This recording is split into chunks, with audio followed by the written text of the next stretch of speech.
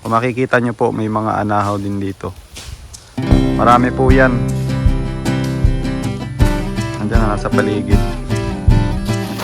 So guys, yung sinasabi ko, kaya kami dito nagtatabas kasi tingnan nyo yung damo. Halos nasasakop nyo na yung ng anahaw, kaya tingnan nyo ang papayat. So ito nga guys po yung puno ng anahaw na pinanggalingan po ng lahat na yan. Kung makikita ninyo, nakakalat na po nga dito yung mga anahaw namin. Ayan, puno dito ay andito po yung mga bunga niya. At naano siya dito, natutuyo, nabubulok. At ito nga po pala guys yung sample na yung mga maliliit pa lang, yung mga bagong pupupat. Example. Ayan po yung example ng maliit pa. So yun guys, kung makikita ninyo, ayan na, pumapatak na po ang ulan. Ang halaga ng isang anahaw, ayan, yan po yung isang napakahalagang gamit niya guys. Ayan, lifesaver siya guys. Pwede siyang pamalit sa payong just in case wala kayong payong. Kagaya na nga nito, inabutan tayo. What's up sa inyo guys? So yan, welcome back sa ating YouTube channel. At yan, good morning po sa inyo. At yun, wala na naman po tayong pasok at free na naman po tayo for today. Ayan, so hindi natin naaksayahin yung ating chance na naman yung araw ngayon para makapag-vlog. Ayan, so bali pag ganitong panahon lang po kasi ako nakakapag-vlog pag medyo wala tayong pasok. Ayan, saka wala masyadong gagawin. So ngayon mag-vlog tayo. At yun, sa mga bago guys, please subscribe, mag-like at mag-comment na rin. Ayan. At dito tayo sa farm ngayon guys. At tatabas-tabas tayo ngayon guys kasi medyo lumalago na yung mga damo dito ngayon. So alam nyo dito guys ay kailangan naming i-maintain rin yung kalinisan. Yung mga damo dapat wag naming pabayaang lumago ng lumago. Ayan, as much as possible dapat na-maintain namin dito yung kalinisan. Kaya ayan, pag may free time kami minsan yun yung ginagawa namin dito. Kaya tara. So yun guys, at nandito na po tayo sa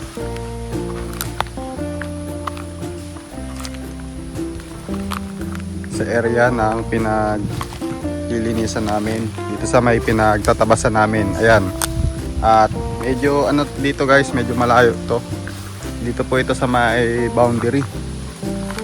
Yan po kasi yung kabila na yan, doon na po yan sa karating po naming lupa. Ayan. Hanggang dito lang po yung sa amin. Ayan. So kung mapapansin nyo guys, medyo na nga, medyo madamo na yung part dito. Kaya yan, naisipan naming dito muna kami magtabas para kumbaga mahawan siya dito, para kitang kita namin kahit nandun kami sa may bahay, natatanaw namin kung meron bang tao dito. Ayan. Para ma-monitor namin dito kahit paano. Saka syempre yung mga yung mga tao dito, pag mayroong tao dito nakikita namin. Ayan. Dito pa yung kalabaw namin. Medyo marami-rami na kaming natabasan dito guys. Ayan. Malago to kanina guys. Ayan, tingnan nyo naman yung mga naputol na mga damo namin.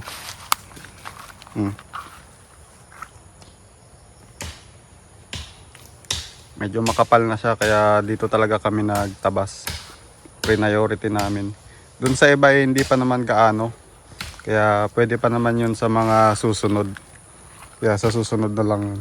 Ito lang yung priority namin kasi medyo na talaga. Madamo na siya. Yan.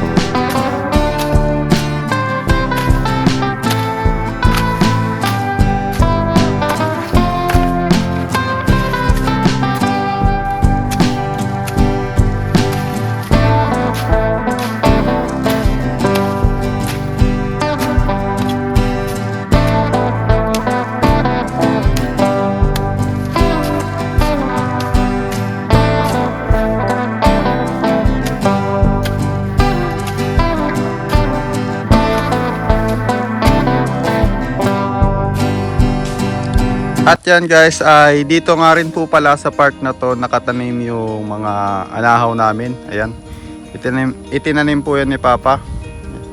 May pakinabang rin po kasi yan guys. At para po pag gagawa kami ng kubo ay hindi na kami bibili ng pawid o kaya ay yero. Alam naman natin guys na medyo mahal na rin ngayon yung pawid, yung pong ginagawang pang bubong sa mga kubo.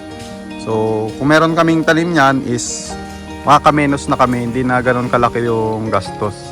Saka nandito na lang guys, kukunin na lang namin. Ayan o, kung makikita nyo po may mga anahaw din dito. Marami po yan. Andiyan na nasa paligid. Ayan pa. Dito po kasi guys ay medyo ano na nga, kaya dito kami naglilinis ngayon. Medyo malago-lago na yung damo. Medyo naaanuhan na, natatakpan na yung iba nating anahaw dito. Siyempre kahit papano kailangan din yan na ano, makahinga-hinga. Masikatan ba ng araw para lumaki. Kaya siguro yung iba guys ay ano, ang liliit, ang tagal lumaki. Gaya nito oh. Nung pa yung mga nandun, ilan lang yung malalaki na. Hindi siguro siya makabuelo sa nutrients na agaw ng mga damo. Kaya mainam na nalinisan na to namin ngayon. Tingnan nyo oh, tataas na nung ano, ng mga damo. Halos kasi taas na rin ng mga anahaw natin.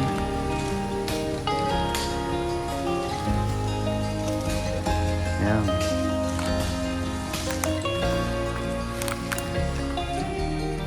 Ito guys, so example oh, tignan nyo naman.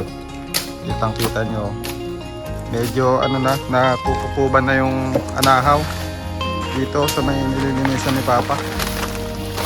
So guys, yung sinasabi ko. Kaya kami dito nagtatabas kasi tignan nyo yung damo. Halos nasasakop niya na yung ano ng anahaw, kaya tignan nyo ang papayat. Kaya dapat talaga naming linisan to. Kung di guys ay baka walang mangyari dito sa mga anahaw na to. Hindi siya lumaki. Yan.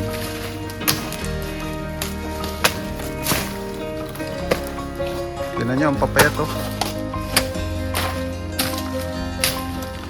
Pag hindi siya buwelo, hindi siguro sapat yung nakukuha niyang init sa araw. Ganyan guys ang paglilinis dito. Medyo sakripisyo lang pero tiyaga-tiyaga lang. Ganun talaga. Para ma-maintain no. At para ma-achieve na rin syempre yung goal natin. Na maging malinis tong farm.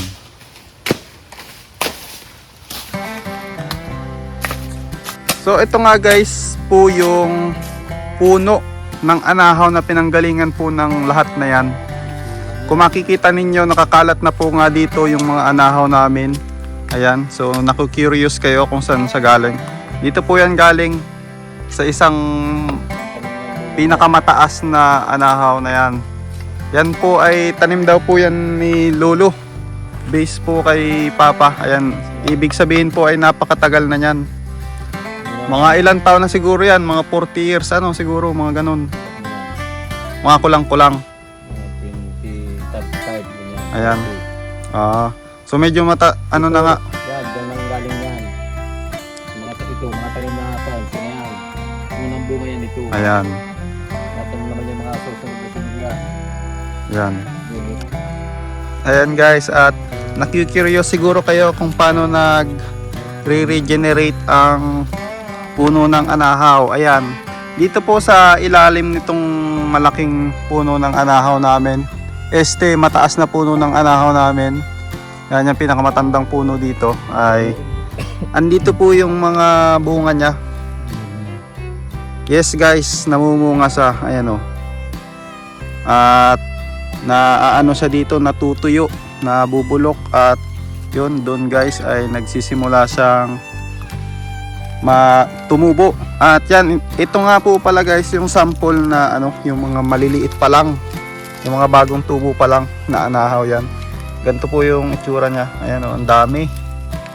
Nakakalat guys dito. So yan, pag medyo lumaki-laki guys ay doon namin yan sisimulang ikalat, ilipat. Ayan example Ayan po yung example ng Ito na siya, kisa sa maliit ganito, pa. hindi Oo. 100% na natubo.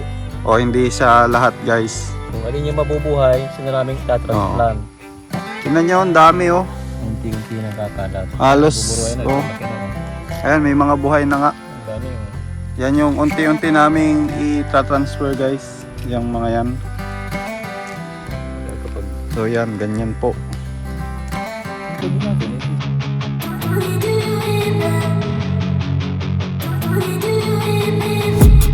I've been dreaming on in my head like I've seen it. A life worth living is a life with meaning. I'll do what I love till my heart stops beating. I'm feeding this demon.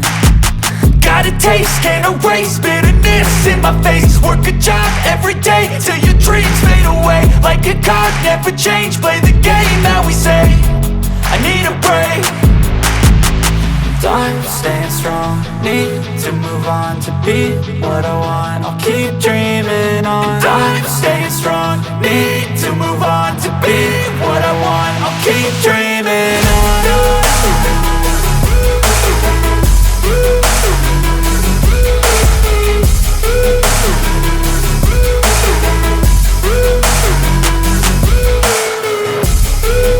I wanna be someone. I wanna be great. I'm gonna be someone.